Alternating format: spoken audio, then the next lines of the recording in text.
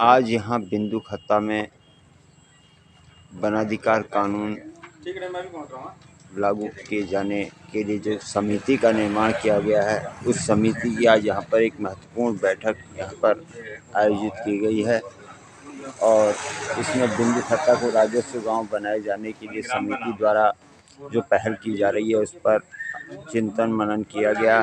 तो इस दौरान हिंदी साप्ताहिक दूरगामी नयन आज समिति के अध्यक्ष और महामंत्री से मुलाकात करने जा रहा है और समिति से यह जानकारी लेगा कि बिंदु खत्ता को राजस्व गांव बनाए जाने के लिए जो समिति ने पहल की है वो कहां तक पहुंची है और क्या क्या इसमें अभी व्यवधान सामने आ रहे हैं। समिति के अध्यक्ष और महामंत्री यहाँ पर मौजूद हैं।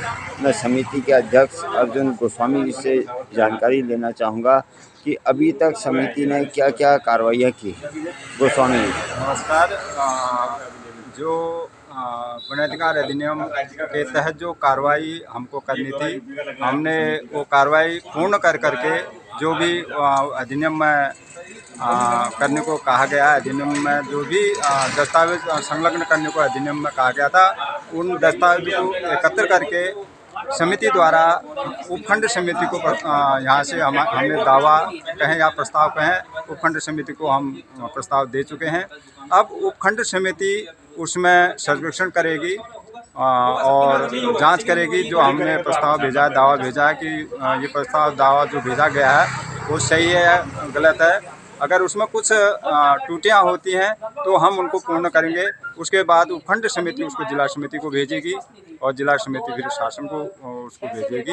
अब जहाँ तक आपने कहा कि कुछ यहाँ पर चर्चाएं हो रही हैं, ये चर्चाएं वास्तविक में हो रही हैं, मगर वो चर्चाएं जो हो रही हैं वो मुझे लगता है वो गलत हो रही हैं और गलत तथ्यों को जनता के बीच में कहा जा रहा है कि ऐसा होगा ऐसा होगा ऐसा होगा। गलत भ्रांतियाँ जनता के बीच में जो है कुछ लोगों द्वारा फैलाई जा रही है। तो मैं उनसे ये अपील करना चाहता हूँ वो अखाड़े को पढ़ लें, अधिनियम को पढ़ लें और जो वो सिर्फ अधिनियम को पढ़ रहे हैं, नियम को पढ़ नहीं रहे हैं। वो 2006 अधिनियम पढ़ रहे हैं, 2012 में संशोधन हुआ है और 2013 में एक नियम जो है जारी हुआ है मंत्रालय द्वारा, जनजाति मंत्रालय।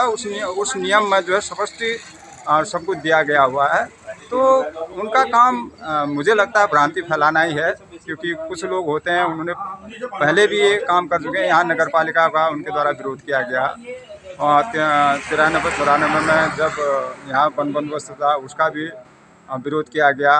1994 में जो है माननीय स्वर्गीय तिवारी जी मुख्यमंत्री उत्तर प्रदेश थे, उनके द्वारा बनगांव बनाया जा रहा था, उसमें विरोध किया गया। राशन कार्डों के क्या कहें, कुछ लोगों का काम ही विरोध करना है। और तो वनाधिकार कानून को यहाँ पर लागू किए जाने के लिए जो समिति लगातार प्रयास कर रही है, इस बीच आप लोगों को किन लोगों से लगता है कि ये व्यवधान उत्पन्न कर सकते हैं?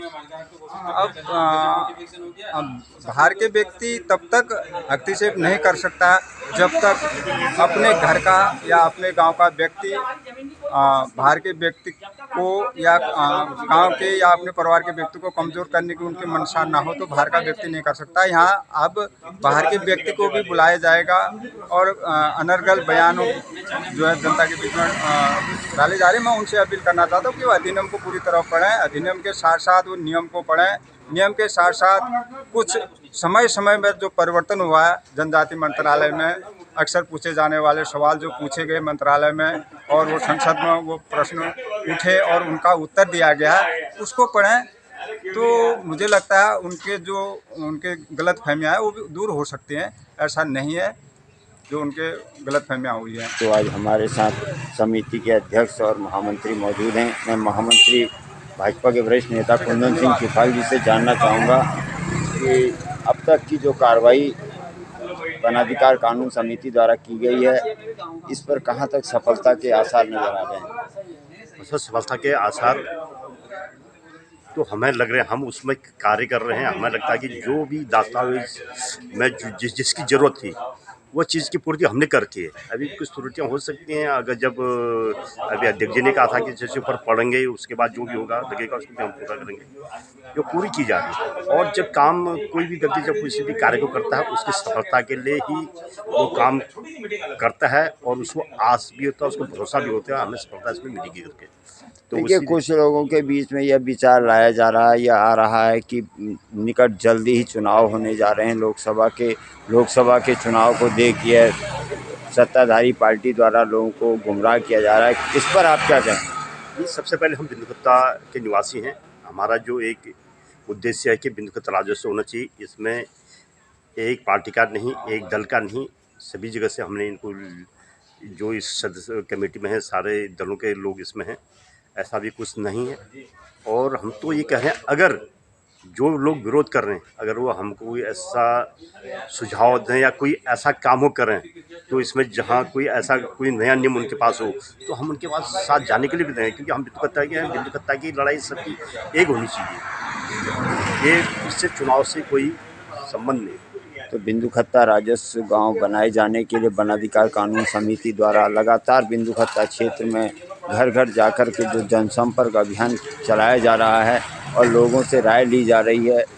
तो देखिए, इस समिति की आज यहाँ पर बैठक थी, यहाँ पर कार्यकर्ताओं का यह हुजूम है और वन अधिकार कानून समिति का कहना है कि शीघ्र ही बिंदुखत्ता को राजस्व गाँव का दर्जा दिया जाएगा और जनता को बिंदुखत्ता के हित में सोचना होगा और किसी के भड़कावे में नहीं आना होगा।